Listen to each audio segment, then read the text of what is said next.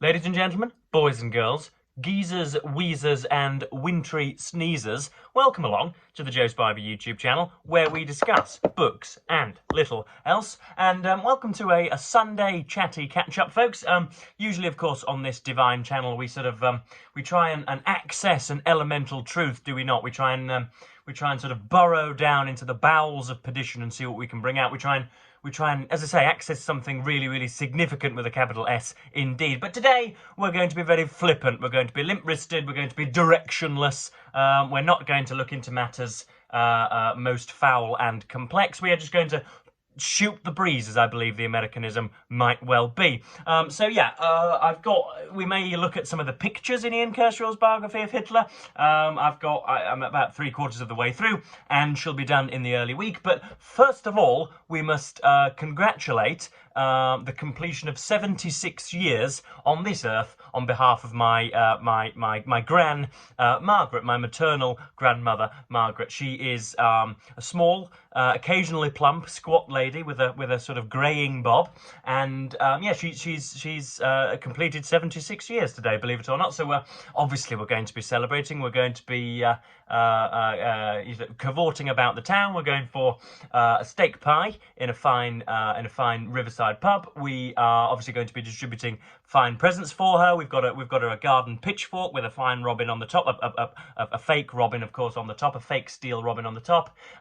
We've got Maltesers in every single marketable guise, either on a cake or in their original boxes, which again for Americans is a sort of a strange spherical, crackly chocolate treat. It's filled with sort of unflavoured honeycomb within, and then coated with chocolate. We've got her dozens and dozens of varieties of Malteser and turtlenecks and bits and bobs. So yes, I'm going to be celebrating that with her this afternoon. So I'm jumping on rather quickly to discuss matters various. I've been reading Kershaw's biography of Hitler, but I think it is obligatory for fine, redoubtable, centre-parted influencers to talk about what they've been watching and listening to in videos of this description. And unfortunately, I barely listen to music whatsoever. I have recently enjoyed the Rest is History podcast on Spotify. So they've been talking about the original Robert F. Kennedy and one of my favourite historical subjects, the outbreak of the First World War. And so that's been jolly good. That's what I've been listening to, along with chirping birds and aggressive bin men. And I have been watching a great deal of things, folks. About 2 or 3 weeks ago, I was very, very interested in the series House of Cards with the scandalous Kevin Spacey. Even though he has been acquitted of such fondling, he has admitted that he's got sort of wandering hand syndrome. So I think it can be firmly stated without fear of contradiction that he has done he has performed sexual malpractice in the past, but just doesn't quite want to admit it. But he's a decent actor. House of Cards, of course, centres upon Frank Underwood, who is originally, I think, just a Democratic senator, way back in 2013 when everybody committed to a peaceful transfer of power. He's a Democratic senator, and it follows the machinations of him and his psychopathic wife, who leads a water charity, and a young reporter by the name of Zoe Barnes, who he manipulates and beds. But it's jolly good. It's a bit scripted, if you know what I mean. It's weird to say that of a show that has an actual script, but you know what I mean. You can tell that the writers were clicking their fingers and very, very happy at the zingers that they were able to produce.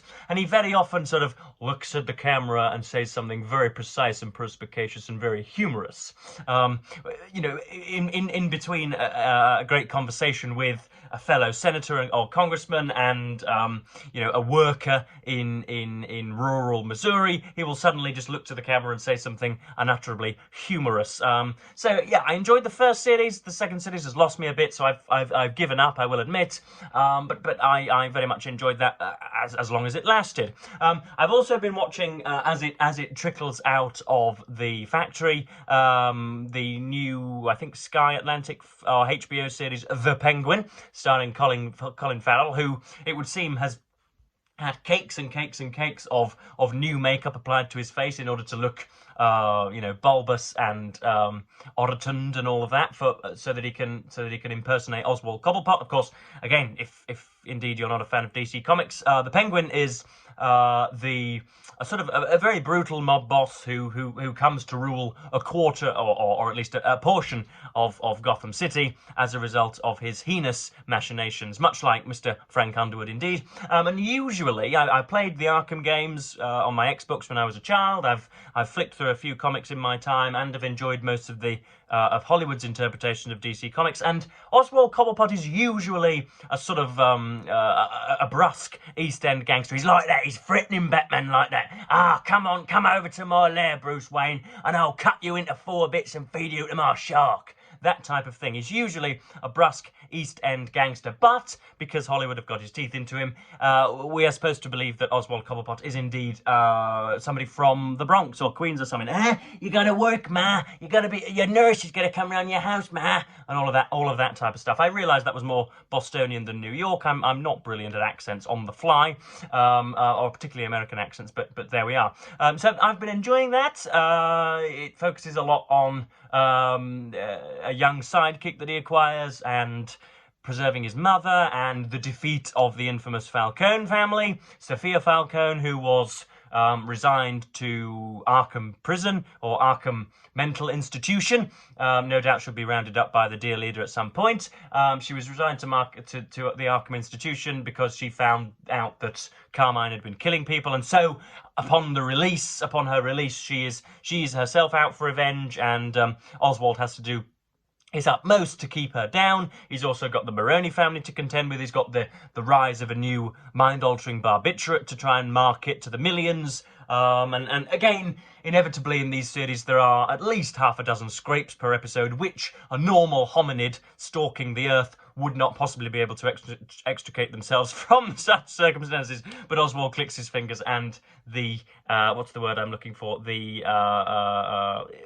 When a plot turns easily, unnecessarily and unbelievably, what's the name? I can't remember the name. Come on, Joe, this is real pressure. 10 seconds, otherwise this video is going to be derailed. For goodness sake, what is it called when a plot is summarised? For goodness sake, why can't I remember? Anyway, it will come to me later in the video. I'm still thinking of it. It will come to me.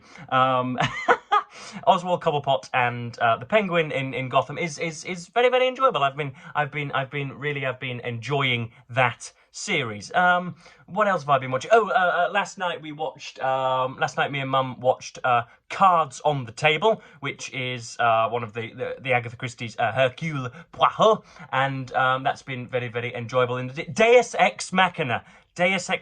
Goodness me, that has been rattling around my hippocampus for at least 15 or 20 seconds. It's a Deus Ex Machina.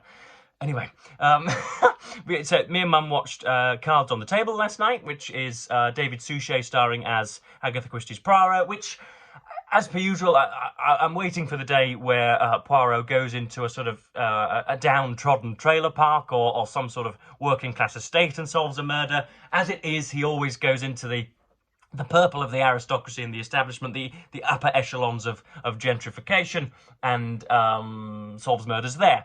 Cards on the Table features a Syrian socialite by the name of, I'm forgetting his name as well, goodness me. Everything is flowing past me. What was that gentleman's name? I can't remember. A significant Syrian man, and he is something of an artist and something. He's a squintillionaire, and he collects different bits and bobs and invites people on whom he has a great deal of dirt and about whom he knows some murderous secrets. He invites them all to his house, and there are 2 different rooms where bridge is being played, and he's believed drugged and then stabbed, and before long nearly everybody is suspected, so that was jolly good. I do realise that I'm confirming my own stereotypes by admitting that me and Mummy sit down to watch Agatha Christie's of the Saturday evening. I realise that is that I am just feeding my enemies with more ammunition. But there we are.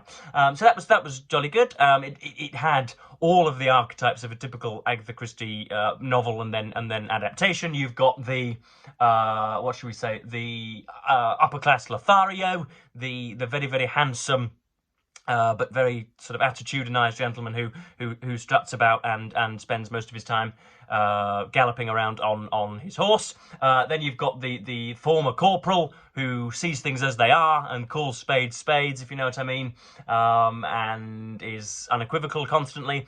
And you've got the Poirot's friend, who is also a novelist. Is it Ariadne or is it Miss? I can't remember. Again, my retention this morning is abysmal. But there we are. You've got his authoress as a friend, and then you have something of an aloof doctor, Dr. Roberts, and then you've got the skittish, feeble, and very diminutive women who cannot put a foot wrong and need to be just patted on the head, apparently. So that was jolly good. And of course I won't spoil the resolution here, but that was about it for my television watching this week. And just what it is I am going to fill the next 5 to 10 minutes with, I just don't know, folks, because this is I don't really like these Sunday chatty catch-up videos. I'd much rather be, as I say, getting at an issue, but I've yet to finish this and don't want to commit an entire video's worth of coverage to it until I have indeed completed the book. But I suppose there are some pictures that we could look through. We've got all sorts of most of it is anti-Semitic propaganda, so I won't praise any of it. But there you are. That's a poor Jew being arrested there. And there's a deferential Adolf Hitler shaking Hindenburg's hand. Let's see if we can get some of the earlier pictures up. Here we are. We've got the somewhat bashful and yet assertive Mr. Hitler there, grabbing at his breeches, and then we've got him cuddling an Alsatian there. What else can we look at here? I should probably describe. Oh, there is a knackered soldier on the Eastern Front drinking beef broth or whatever. What else do we have here? Just keep talking, folks, whilst we progress. We've got Himmler and Heydrich, the leaders of the SS. We've got Hitler talking to, is that von Brauchitsch or Field Marshal Keitel? And then we've got, again, all sorts of manoeuvrings on the mapping there as well. And we've got a quote of Adolf Hitler in German there. Those of you German speakers will be able to translate that, no doubt. But things are going awfully wrong for Hitler at the moment. It's almost as if centralizing power to the extent of having one man atop the pyramid, whose word is gospel and who is preternaturally incapable of error and misjudgment. It's almost as if that is not quite as that's not propitious to governmental and continental success and conquerment. But there we are. So yeah, anything else that I need to discuss? I really ought to have prepared better. Anything that is crossing over my mind? Of course, there are still big stories sort of twatting about the world at the moment. But I promised, did I not, that I would eschew political chat in this 15-minute period. So tomorrow, me and Gran and Grandad and Mother will be heading off to Leeds, the Yorkshire town of Leeds, the premier Yorkshire town of Leeds. Even myself, as a proud resident of Kingston upon Hull, can freely admit that Leeds smacks us economically, socially, culturally, the rest of it, even architecturally. And yeah, we'll be going there, and as per usual, Mum and Gran will be busying about the department stores, and me and Grandad will be grunting in sticky taverns, I don't doubt, and we'll be watching the sport, and we'll be sitting with other residents and complaining about the inexorable slide of our culture down into perdition or whatever, and they will eventually join us in the mid-afternoon. So that's usually the routine, and then that'll be that for Monday, and then hopefully by Tuesday I shall be back giving you a fine review of Kershaw's Hitler. So please let me. Of course, I need to remember that this is a communicative platform. I need to know what you're reading, what you're watching, what you're listening to, what you indeed yourself are writing. I have more plans to write short stories regarding my university campus speechwriter by the name of Dexter Willoughby. I want to crack back into that, doing that. I also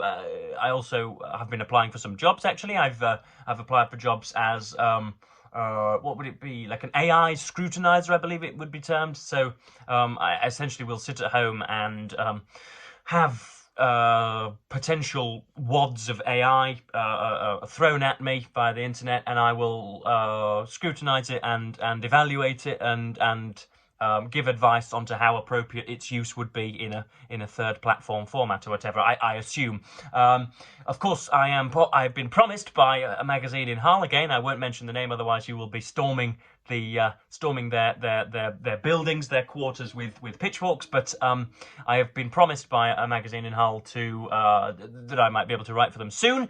But again, their HR, or not their HR, their communications are shoddy, absolutely shoddy.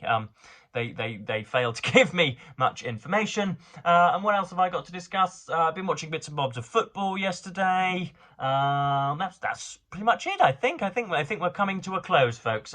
Yeah, I just wanted to consult you. I do like to release a Sunday video, and I like finding out just what it is that springs from my soul, if that's not too auspicious a term. I like seeing what springs from my soul whenever I just press record and go.